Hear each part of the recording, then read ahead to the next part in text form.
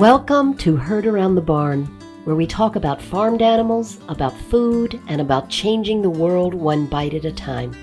I'm your host, Kathy Stevens, founder of New York's Catskill Animal Sanctuary, where hundreds of animals experience what love feels like every single day. Each Wednesday, we chat with a leader in animal rights or in plant-based health and nutrition, or an everyday hero doing their part to make the world a more compassionate place for all of us. Thanks for tuning in. And now let's get moving. Hello from Catskill Animal Sanctuary, everyone. This Friday, April 22nd, marks the celebration of Earth Day, a day created to highlight the fragility of this beautiful planet and the imperative of we humans to act to preserve our vulnerable natural spaces and our limited natural resources rather than doing what so many of us do, acting without thought as if we're the only ones who matter.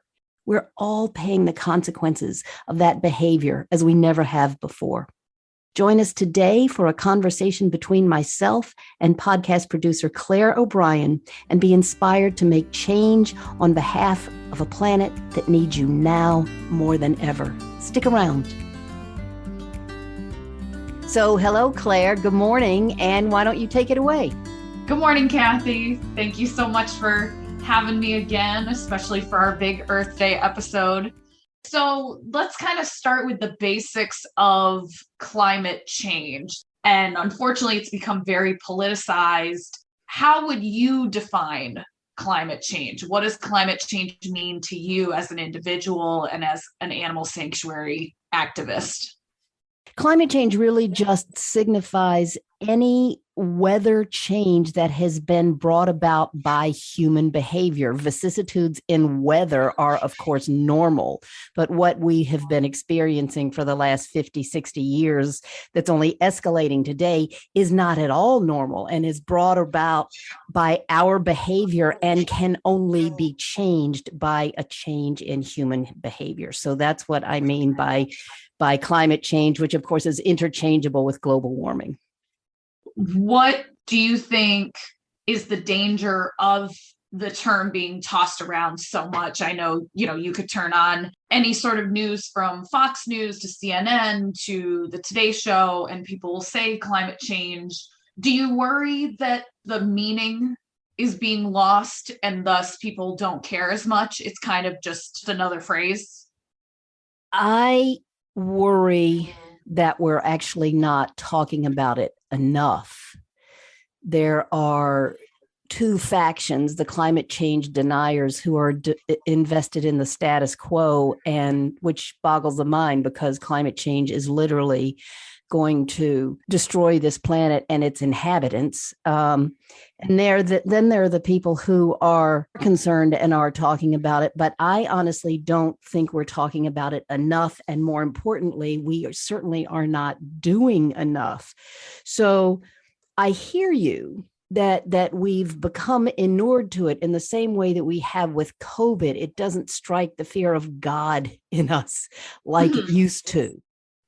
With climate change, especially this month is quote unquote Earth Month. Everybody's talking about the environmental movement a lot more, but not many people are talking about the connection between animal agriculture and climate change. Tell me how you're feeling about that. You've been in this a long time. Not good. That's right. I've been doing it for a couple decades. Not good. It is still the elephant in the room. The politicians, the business people, we still don't want to ask people in earnest to change their behavior, even though the IPCC, which is the Intergovernmental Panel on Climate Change that was established by the UN some years ago, recently issued a code red for the planet. Now, everybody knows what that means, but no government is taking the level of action that is needed. And we will not solve this. We will not solve this unless we drastically reduce our consumption of animal products. There's the link between animal agriculture and climate change or global warming is simply too grave. So, of course, mainstream politicians don't want to threaten their reelection by challenging farmers, by challenging farming, by going up against some of the biggest corporations in the country, Purdue, the giant meat producers. Can you get into some of the specifics of how animal agriculture is connected to climate change? Climate change or global warming simply happens because when the sun reflects down to us, it comes through the atmosphere, and there are gases that are released, and the ones we most talk about are CO2, carbon dioxide, methane, nitrous oxide, that when they are released, trap the sun's energy in our atmosphere. And that's why we call it the greenhouse effect. What do greenhouses do? They warm the things that are growing in them. Well, these gases trap the sun's energy and are causing the climate to warm up rapidly. And among the leading contributors of these greenhouse gases is animal agriculture. More attention is paid to CO2, but in fact, nitrous oxide and methane, which are released by cow farts, cow belches, fertilizer that's used on crops that are used to feed the animals, runoff and things like that are far more potent than CO2. They live in the atmosphere much, much longer. So unless we dramatically reduce our consumption of animals, that's going to continue to happen. And that's sort of the 101 level of the relationship between animal farming and global warming. And that's just when you look at the first step of animal agriculture. I mean, that's just the processing of the products. Then you have the transportation, the packaging, the refrigeration. Why is it so difficult to find an exact number? You can look at all different studies, and some people will say it is the largest contributor. Yep. Some will say it's one of the top contributors. Why is it so difficult to find consistency? To rein in. Yeah, I think because of the difference in what we measure. So the estimates of the relationship, the level of contribution of growing animals to feed humans, how much that contributes to climate change ranges from a very, very low figure of 18%, which was put out by the IPCC in its first report years ago. That number has largely been discredited to a high of 87%, which was issued in a white paper by an organization called Climate Healers, which I recommend everybody look up.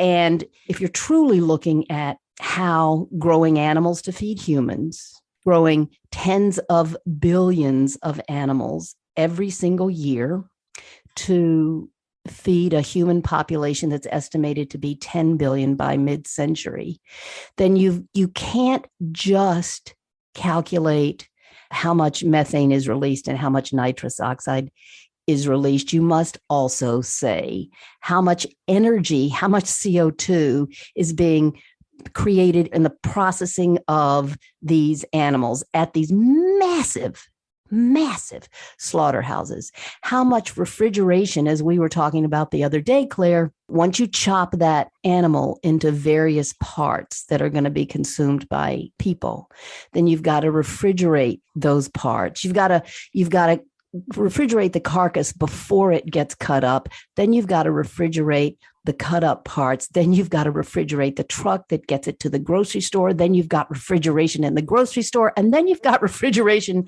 at home. And you've got the transportation of these products all over the world. You don't have to refrigerate a carrot, and refrigeration is a massive contributor to global warming. So different studies and different organizations have measured different things. And I would argue that the more likely measurement is what Climate Healers says. The more likely accurate measurement is on the very, very high end, not those low measurements that say 18%, 25%. It's frustrating. I would like to see a hard number. You think about the additional impacts of animal agriculture that have so little to do directly with climate change, but given that this is Earth Day, coming up on Friday, have devastating consequences on the environment, of how much land it takes to grow animals, to turn them into food, how much water it takes to grow animals and turn them into food, how much energy. So all of those things need to be looked at. Yeah, let's take a look at those. I mean, you talk about water first. Let's talk about the comparison of water used for animal products versus used for traditional vegetable crops, fruit crops. Yeah. Is there a top water consuming animal product just off the top of your head? Is there one that reigns above the others? Cows. Yeah. Cows. I just adore them. They have changed my life in wonderful ways. They should be here in smaller numbers because they have just as much right to be here as we do, but not for us to turn into food. They're too harmful. They're the most harmful in terms of greenhouse gas emissions, and they're the most harmful in terms of water use. It takes, again, the estimates vary. Some will say the lowest estimate I've seen of how many gallons of water it takes to produce 1 pound of beef is 1,600.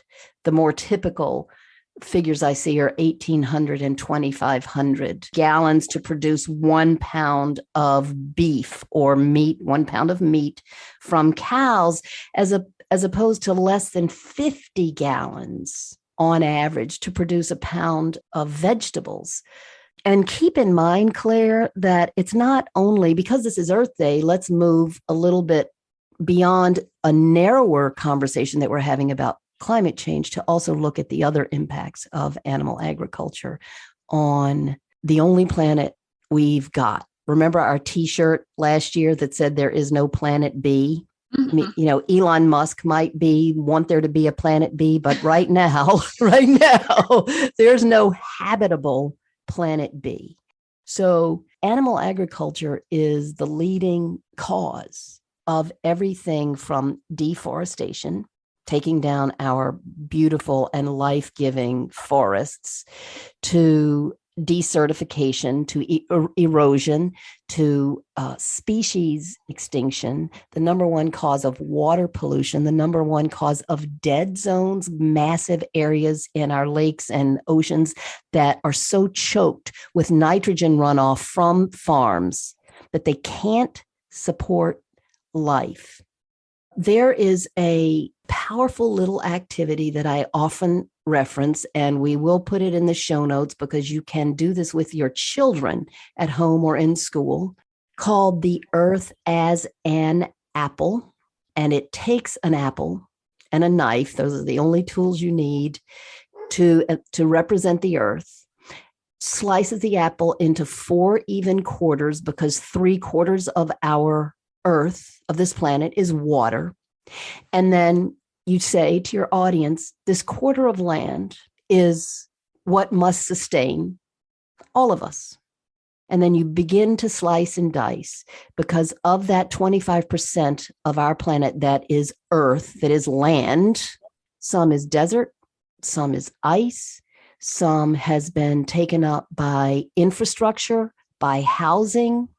And so what you are left with is you slice and dice is 3% of the entire Earth's surface that can support all humans, all animals, and all the plants that grow to feed all of us.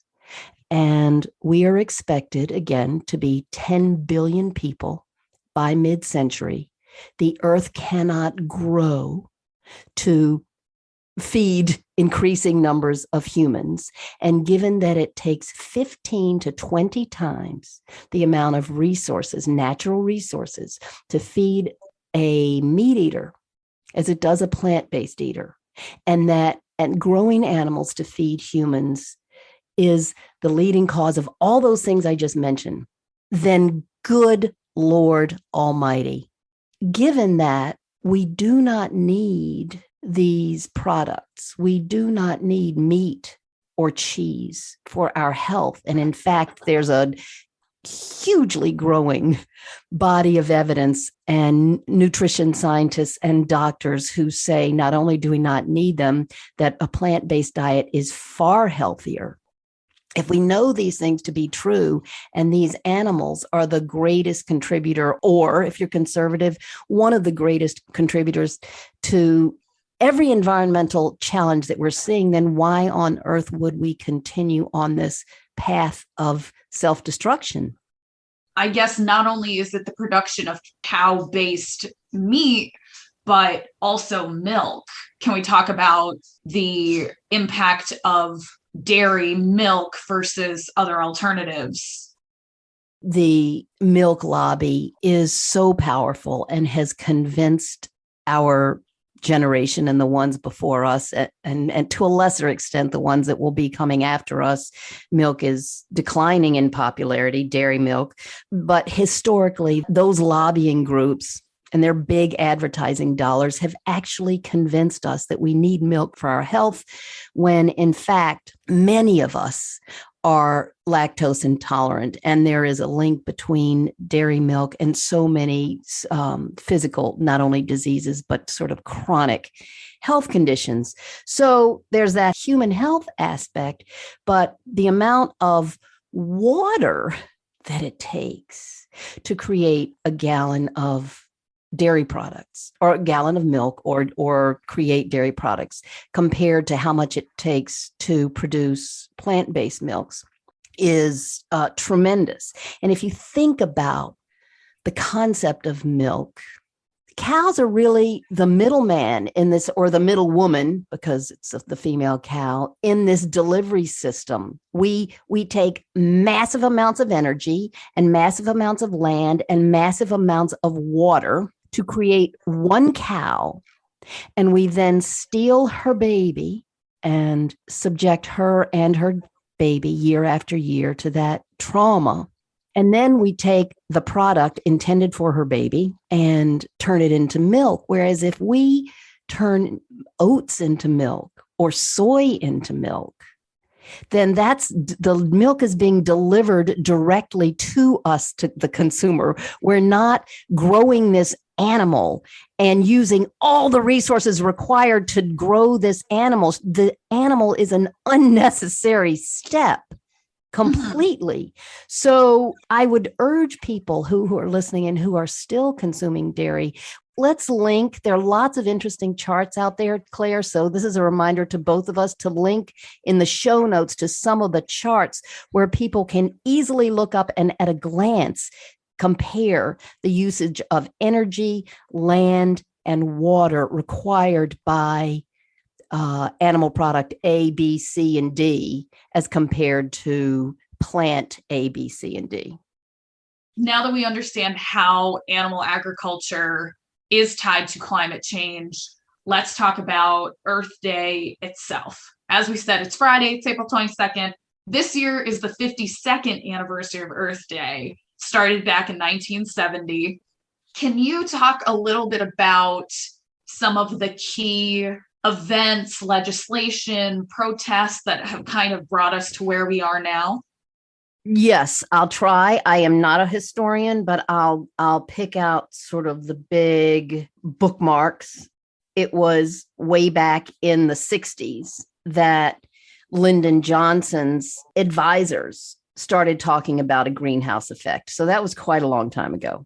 The first Earth Day, the first protests were launched in 1970, and they were wide-ranging. People were protesting oil spills, factory pollution, freeways, sewage, the loss of wilderness, and consequently the loss of wildlife, like species extinction, and a lot of other human impacts on this planet, the only planet we've got. Kind of like that Keep America Beautiful campaign, yes, or whatever. Yeah. Yes. In the 80s, the UN launched the IPCC, the Intergovernmental Panel on Climate Change. And they are a group of hundreds of scientists from hundreds of countries who read thousands of scientific studies. And then based on those studies and their analysis of those studies, they issue a report every 5 years. But it wasn't, even though that group started in the 80s, it wasn't until 2006. And I remember reading this in the headlines that the panel stated that the livestock sector, growing cows, growing pigs, growing chickens to feed humans, was a leading contributor to global warming. That's when the relationship was much more broadly understood, the relationship between our choice to eat animals and what we were beginning to experience in the environment. A few years later, they actually used the words that a global move to a vegan diet, this is a quote, was vital to save the world from hunger, fuel poverty, and the worst impacts of climate change. So that was 12 years ago. We finally signed the Paris Climate Agreement a few years later, and I believe the agreement was to halt temperature increases to no more than 1.5 degrees Celsius or 2.7 degrees Fahrenheit. I think. And a lot of progressives argued that that was almost laughable. It was way too conservative to make the kind of change that was needed. But nonetheless, it was hailed as a tremendous victory for the environment. And now this year, the IPCC said, look, businesses must change, policy must change, government must change, individuals must change, or life on Earth as we know it is essentially done, is over. There's nothing stronger than a code red. They've said, unless we change now, and we can talk about what now means, there is going to be deeper damage to food, to water, to land, to economies, to relationships between countries, to employment opportunities. So they can't use any stronger language than they have. They've been making it clear. They make it clearer every 5 years. And now it's this last report, which was issued late last summer, was a plea to all of us. And you talk about businesses, the Earth Day theme, like you said, it's focusing on businesses acting now. That's the Earth Day 2022 theme. Why is it so important to hold businesses accountable in these large industries who hold all this power? Because they are the primary emitters of the greenhouse gases that are causing, that have gotten us to where we are today. And yet, that's the simple answer. And yet, I would argue that there's a different approach. We can say, yeah, let's hold businesses accountable. Let's hold the power companies accountable. Let's hold the big, massive food producers accountable. Let's hold the automobile industry accountable. If tomorrow everybody who went to Starbucks walked in and purchased the only thing on their vegan menu in the places where, in the few Starbucks that do have a vegan item, do you think that that company would not make a change? It would make a dramatic change, and it would make a change quickly. Sure, we need to hold businesses accountable, but it is far easier for us to change our own behavior through our own individual choices. And when enough of us do that, businesses will either fail or follow. So up there with these businesses and demanding that they be held accountable, there's always then the question about the government's role. Because when you look at something like the Paris Climate Agreement, that's the agreement of different governments around the world to address this change. But what role do you think the government plays in just kind of perpetuating that climate change? I feel like a lot of times it's seen as this thing of like, oh, woe is us, if only we could do something about it. What would you say about government's role in the battle against climate change? I know that's a big question. It's a big question, and that's really a question for someone like Noam Chomsky. But I'll do my best. Governments by and large, are invested in propping up the status quo, in keeping the powerful in positions of power.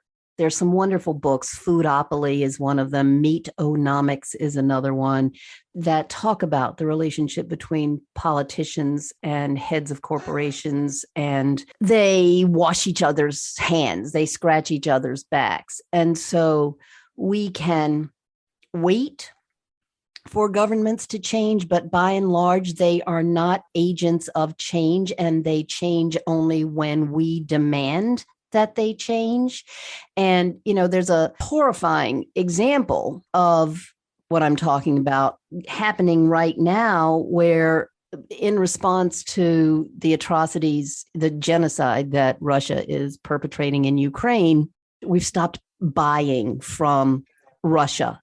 And we're the largest oil producer in the world, but we still consume more than we produce. And so what did we do? We have ordered the release of massive amounts of oil from our oil reserves, which of course is only going to escalate this already desperate situation that we're in with climate. And God forbid our politicians instead would plead with Americans to cut their consumption, to carpool, to take private transportation, to eat plant-based, to not turn on their air conditioners this year, et cetera, et cetera, et cetera.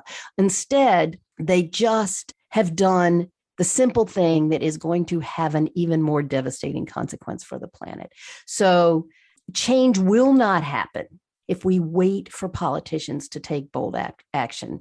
And if the Republicans get into Congress, which is what's anticipated, then we're going to be in even worse shape. So I've always argued, I believe in change from the bottom up. And I believe that the very best way for individuals to take action is to do so in their own lives. And if we're talking about the influence of animal agriculture on climate change, then a powerful action you can take right now is to go plant-based, because not only do you dramatically reduce your own environmental footprint, but if you think about the power of suggestion, you influence your sister, and she influences her husband, and he influences his coworker, and they influence their teammates. And so you can have a monumental and transformative impact over the course of your lifetime. I am not saying don't lobby, don't protest, don't write letters, don't call your congressman or senator. Do all those things. But let's not act as if that, in combination with using a stainless steel water bottle, is sufficient. Yeah. The lobbying, the money that exists within the lobbying. Have you ever seen the movie Thank You for Smoking? No. That is, it's a great movie. Watched it in my AP government class, throwback to high school. And it's about the power of lobbying groups. And so the main guy in it is representing the tobacco industry and talking about, these claims are false, the smoking does not lead to cancer. It's obviously a satire, but I would guess if I watch that movie, it's been several years since I watched it, I would guess that there's definitely somebody in it who's representing, animal agriculture. I would be really interested to look back at that. Yeah, now. I might just look it up and watch it tonight. So I have a question on here that I didn't know how to phrase any differently, but given that it is code red, we cannot get any more urgent in the messaging that things are not going well. Kathy, how much time do we have to get our shit together? That's what I have. Well said. I couldn't think. Don't change a word. Don't change a word. When the environment wasn't so unstable that we could still have our shindig, which regularly drew 600 or 700 or 800 people every summer down our driveway. I remember at the last one, the IPCC's most recent report had just come out, and I remember quoting from it that the best estimate was that we had 10 to 12 years to dramatically alter our behavior, to change course before we would begin to experience cataclysmic change. And if you figure that was 4 or 5 years ago, then we're talking about a handful of years. We don't have anything like a decade. And there are already people who are being forced to migrate because because there's either too much water, they're on the coasts, or too little water and they're experiencing drought. What I extrapolate, this isn't exact, right? Because they're already starting to be, they're going to be cascading impacts, but we're talking about a handful of years, 2, 3, 4 years. We're already seeing craziness. I mean, look at the wildfires, the drought, the floods, the tornadoes in unusual times or in unusual intensity. I look at our property. I don't recognize our property if we're just a little dot on the map with these crazy climate change induced microbursts. You can look them up to find out what they are, that just kind of dump out of the sky, these violent bursts of wind, crazy bursts of wind and rain, ripped 22 trees out of the ground last year in the space of a minute, in an area probably 200 feet by 50 feet. Crazy. The ice storm that happened that damaged, it was amazing. No human and no animal was injured, but it sure did a hell of a lot, did a number on our trees. So how much time do we have to get our shit together? Almost none. And I don't know. Words are my power, right? We all have our gifts, and mine is language. And I do not know what I can say, Claire, to inspire action that I haven't already said, that I haven't been saying year after year after year. We humans, we middle-class humans, we people of privilege. I'm not talking about everybody. I'm not talking about people who would love to be in our situation, because there's so many around the world who are hungry and who are thirsty and who are dying from hunger and starvation. But there are also billions who are comfortable. I'm talking to the comfortable. I do not know what other words I can say that haven't already been said in the media, in documentaries, in news, in conversations, in progressive groups that will inspire people to act. Because we can't just say, oh God, isn't this too bad? Isn't this sad? No, it's more than too bad. We are going to be running for our lives. Our children are going to have an inhospitable planet.